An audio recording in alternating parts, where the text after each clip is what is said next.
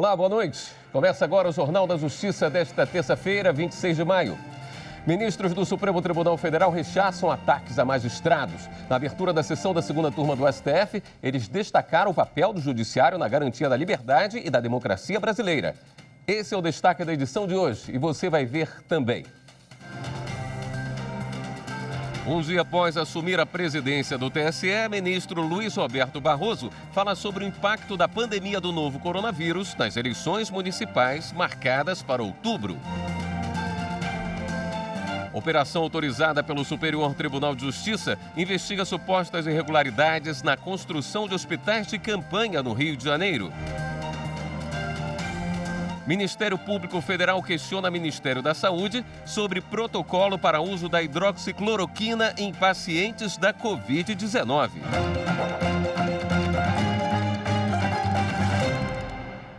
O ministro do Supremo Tribunal Federal, Celso de Mello, encaminhou à Procuradoria-Geral da República a notícia-crime apresentada por parlamentares do PT contra a deputada federal Carla Zambelli, do PSL de São Paulo.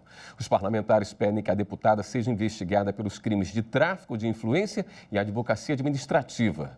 A ação tem como base as trocas de mensagens entre a deputada e o ex-ministro da Justiça, Sérgio Moro, que mostram que Zambelli pedia ao ex-ministro que aceitasse a troca no comando da Polícia Federal. Nesta terça-feira, houve sessão de julgamento da segunda turma do Supremo Tribunal Federal. Na abertura, a ministra Carmen Lúcia, que preside a turma, fez um pronunciamento em defesa das instituições democráticas. Nós, juízes deste Supremo Tribunal, exercemos nossas funções como dever cívico e funcional, sem parcialidade nem pessoalidade. Todas as pessoas submetem-se à Constituição e a lei no Estado democrático de direito. Juiz não cria lei, juiz limita-se a aplicá-la. Não se age porque quer, atua-se quando é acionado. Nós, juízes, não podemos deixar de atuar, porque sem o poder judiciário não há o império da lei, mas a lei do mais forte. O Brasil tem, os ministros deste Supremo Tribunal Federal, garantia permanente de que a Constituição do Brasil é e continuará a ser observada e a democracia assegurada. Os ministros honram a história dessa instituição e comprometem-se, como todos os cidadãos, como todas as instituições, com o futuro da democracia brasileira. Por isso, agressões eventuais a juízes não enfraquecem o direito. A justiça é o compromisso e a responsabilidade deste Supremo Tribunal Federal e de todos os seus juízes.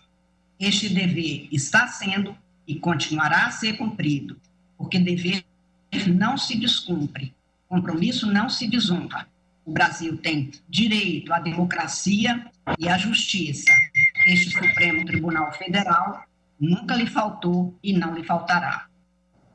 O ministro Celso de Mello também se manifestou. Ele disse que sem um poder judiciário independente, não haverá liberdade nem democracia. Acompanho e subscrevo integralmente o pronunciamento de Vossa Excelência. E eu faço porque também entendo, senhora presidente, que sem um poder judiciário independente que repele injunções marginais e ofensivas ao postulado da separação de poderes que buscam muitas vezes ilegitimamente controlar a atuação dos juízes e dos tribunais, jamais haverá cidadãos livres nem regime político fiel aos princípios e valores que consagram o primado da democracia. Em uma palavra, sem um poder judiciário independente, não haverá liberdade nem democracia. E na sequência, os ministros da segunda turma determinaram, por maioria, que uma ação contra o ex-ministro das cidades, Mário Negromonte, deve ser julgada pela Justiça Eleitoral do Paraná.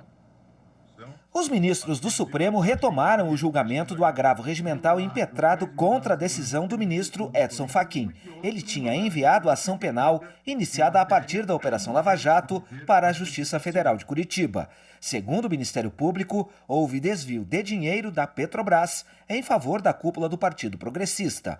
Os recursos teriam irrigado campanhas eleitorais, incluindo a do ex-ministro das Cidades, Mário Negromonte. A defesa do acusado pediu o envio do processo para análise na Justiça Eleitoral e não na Justiça Federal de Curitiba, como estava.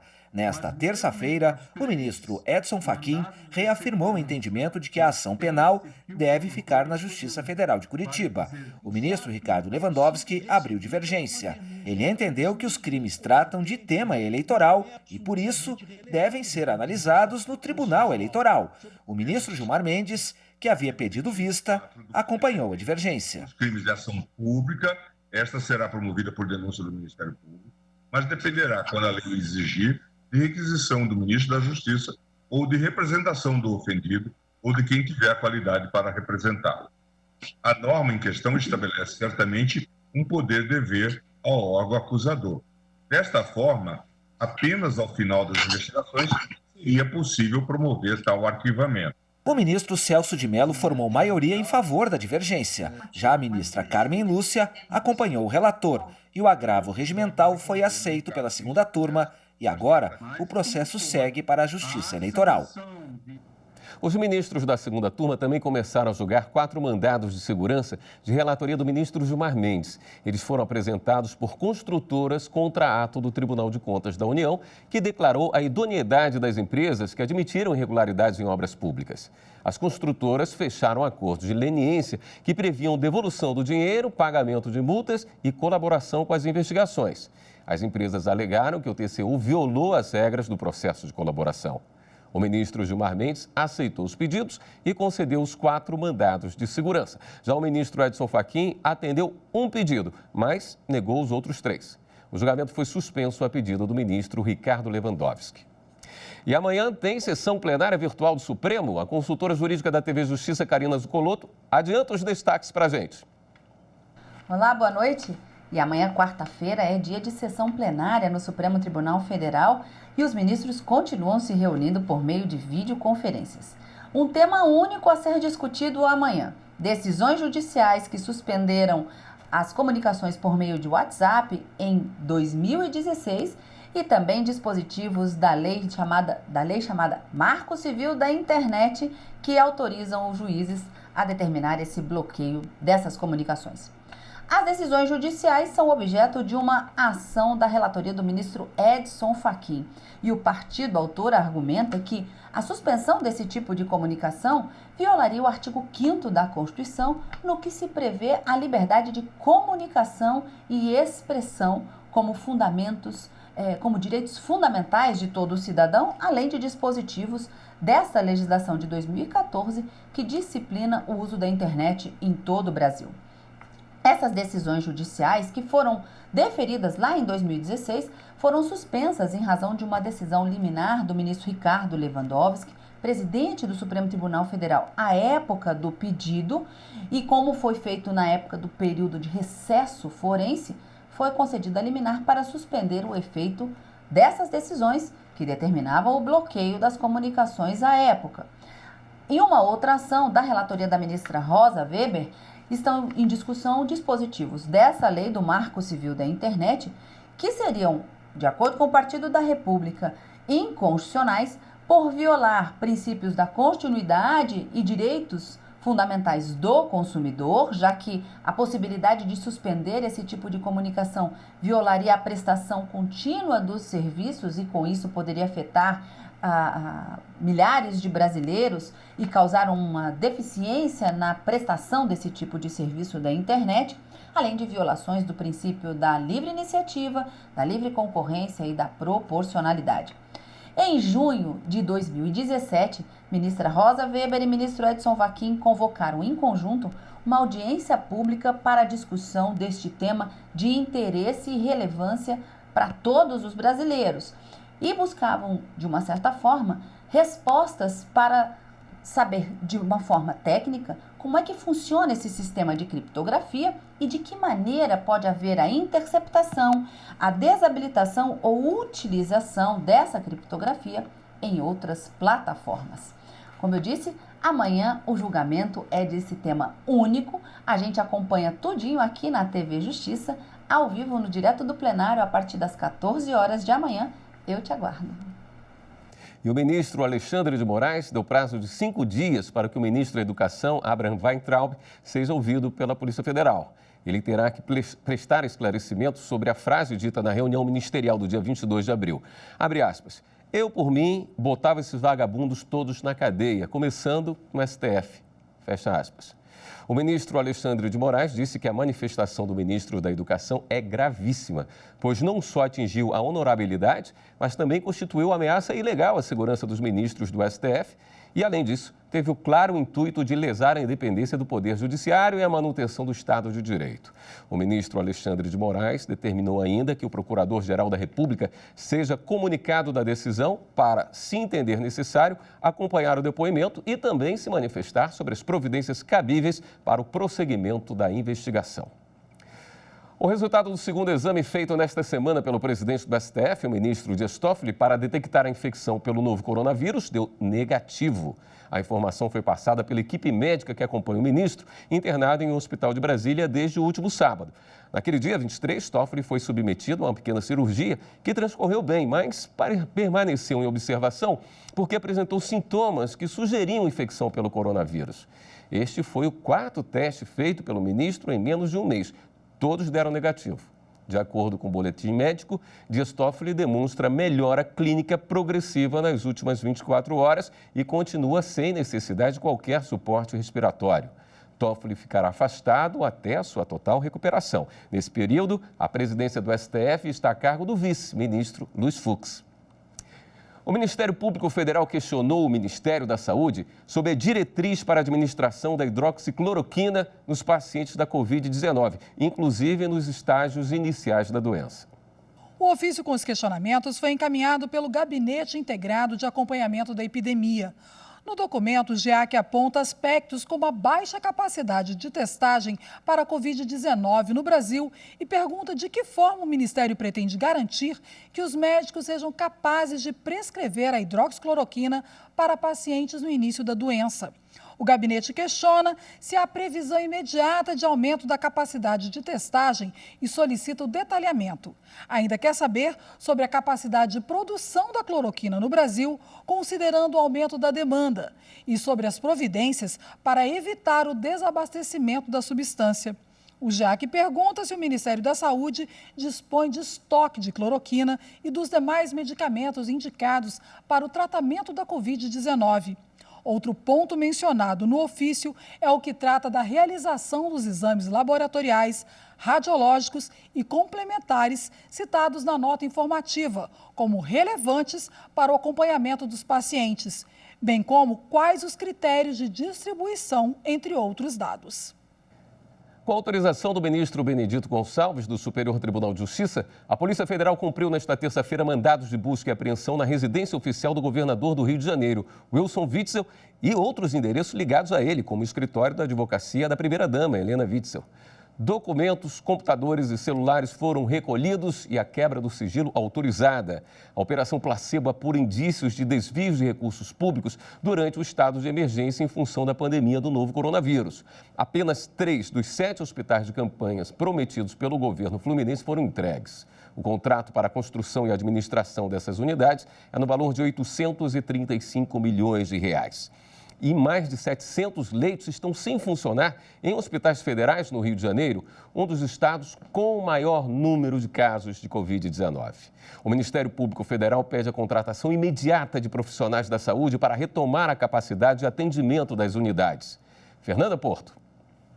O levantamento é do censo hospitalar e foi feito depois de visitas técnicas da Secretaria de Saúde do Rio de Janeiro e inspeções judiciais. Os dados apontam que em 6 hospitais federais do Rio de Janeiro, 770 leitos estão parados por falta de médicos, enfermeiros e técnicos de enfermagem. Destes, 22 são leitos de UTI com respiradores. O Ministério Público Federal entrou com uma representação para que o Tribunal de Contas da União determine a imediata contratação de médicos e enfermeiros. Para o MPF, os 6 hospitais federais subutilizados demonstram que a União violou princípios administrativos ao manter leitos e equipamentos fundamentais para salvar vidas ociosos. O Ministério Público Federal pede ainda a compra de mais equipamentos de proteção individual, já que não foi determinada a aquisição de demanda extra em caráter de urgência em razão do novo coronavírus. E no próximo bloco, novo presidente do TSE, ministro Luiz Roberto Barroso, fala sobre o impacto da pandemia nas eleições municipais marcadas para outubro. É daqui a pouco. Honestidade. Colocar assim. Ser, honesto até mesmo nas pequenas coisas que você tem no dia a dia.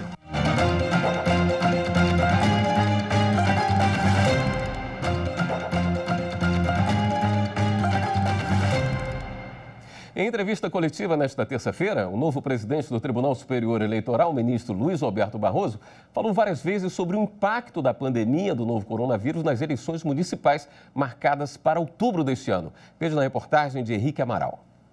O ministro Luiz Roberto Barroso disse que a Justiça Eleitoral está preparada para realizar a votação em outubro, mas o presidente do TSE afirmou que as eleições só vão ocorrer normalmente se houver condições sanitárias para a realização do pleito.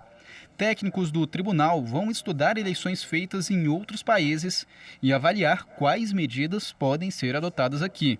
Mais de uma vez, o presidente do TSE reforçou que os mandatos atuais só devem ser prorrogados se for inevitável. Caso seja preciso, essa prorrogação vai acontecer pelo menor prazo possível. A prorrogação dos mandatos enfrenta um problema democrático. É que o mandato desses prefeitos e desses vereadores é um mandato de 4 anos, previsto na Constituição. E a periodicidade das eleições e a alternância no poder são 2 ritos vitais da democracia. Além disso, o ministro Barroso lembrou das dificuldades em realizar as eleições gerais e municipais em conjunto. O debate público de uma eleição presidencial é bastante diferente do debate público de uma eleição municipal. Nós estimamos, nessas próximas eleições, em que já não haverá coligações, nós estimamos 750 mil candidatos em todos os municípios brasileiros. Já é complexo administrar uma eleição com 750 mil candidatos. Se você casa as eleições nacionais com as municipais, você acrescenta a esses 750 mil mais algumas dezenas de milhares e cria um inferno gerencial. Claro que se o Congresso decidir assim, o país vai ter que se adequar. Mas olhando à distância, não me parece uma boa ideia esta coincidência de eleições. O presidente do TSE também falou sobre as campanhas que pretende realizar à frente da Justiça Eleitoral, como iniciativas para promover a participação de mulheres e jovens na política. O ministro afirmou ainda que o combate às fake news passa pela conscientização de eleitores e da sociedade em geral. Não adianta você passar adiante ou repassar adiante a informação falsa sobre o candidato que você não gosta e depois ficar indignado quando fazem o mesmo com o seu candidato. O grande caminho para enfrentar a fake news não é o controle de conteúdo pela Justiça Eleitoral, é o controle de comportamentos atípicos pelas mídias sociais. O presidente do TSE ressaltou que o tribunal não é um agente político e não cabe aos ministros referendar ou não governantes. O tribunal nem protege nem persegue ninguém. Aqui a gente faz o que é certo à luz das provas. E, portanto, a lógica de um tribunal, porque esta é a lógica de um juiz, não é amigo, inimigo, conservador ou liberal. A lógica de um juiz é certo ou errado, justo ou injusto. Nós não podemos fraquejar nem um minuto nesta premissa da democracia. O Superior Tribunal de Justiça manteve decisão que rejeitou a ação de improbidade contra a ex-governadora do Maranhão, Rosiana Sarney, por projeto da Sudam. O Ministério Público pretendia dar sequência a uma ação de improbidade administrativa contra a ex-governadora do Maranhão, Rosiana Sarney, relacionada a supostos desvios de mais de 100 milhões de reais em recursos públicos no projeto Usimar, coordenado pela Superintendência de Desenvolvimento da Amazônia, a Sudam. Mas a primeira turma do STJ manteve uma decisão do Tribunal Regional Federal da Primeira Região contrária ao recebimento da ação. Para o colegiado, o TRF1 agiu corretamente ao fazer prevalecer o entendimento do Supremo Tribunal Federal que, analisando os mesmos fatos na esfera criminal, rejeitou a denúncia contra Rosiana Sarney, que na época exercia mandato de senadora e tinha foro por prerrogativa de função. Segundo o ministro Napoleão Nunes Maia Filho, relator do caso, a denúncia criminal não foi rejeitada no STF por simples ausência de provas, mas porque, na visão daquela corte, não houve ilicitude na conduta de Rosiana Sarney. O ministro mencionou ainda trechos da decisão do STF, no sentido de que não devem ser admitidos processos penais sem qualquer indício de autoria. A Justiça Paulista condenou o empresário Luciano Heng a indenizar o reitor da Unicamp por fake news e ofensas proferidas pelo Twitter. No ano passado, o empresário Luciano Heng escreveu nas redes sociais que o reitor da Unicamp, Marcelo Knobel, havia gritado "Viva la Revolução!". Ele terminou seu post proferindo xingamentos e sugerindo que o mesmo fosse para a Venezuela. Acontece que o grito foi expressado por um representante da universidade e não o alvo dos insultos. Por isso, o magistrado concluiu que o fato não ocorreu da forma que o empresário narrou e o condenou ao pagamento de R$20 mil por danos morais. Além da indenização, Luciano Heng terá de publicar no Twitter uma retratação com o mesmo número de linhas do tweet original. E a seguir, Justiça do Ceará autoriza penhora da metade do auxílio emergencial de um pai que não pagou pensão alimentícia para a filha. A gente volta já. Justiça, eu acho que é regularizar, né, o que está errado, aquilo que... fazer as coisas da forma que tem que ser feita, né?